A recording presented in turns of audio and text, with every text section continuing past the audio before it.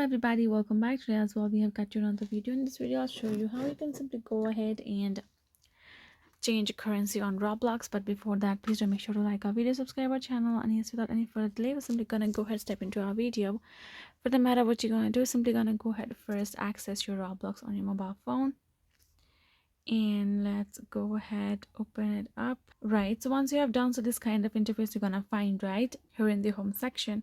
But if you would like to change the currency, first we're gonna go ahead tap on this icon on top, which is here in this between the search icon and the notification icon, the currency icon. And here in the section you can see we do have a currency here in and the dollars. Okay, if we would like to change our currency, we're gonna go ahead go to this option called three dot icon.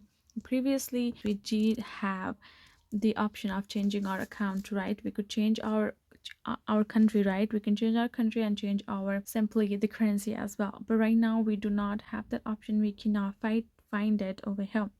For the matter, we have to go to our Play Store and go to search bar and type in VPN and download ourselves a VPN for ourselves and change our country to some other country.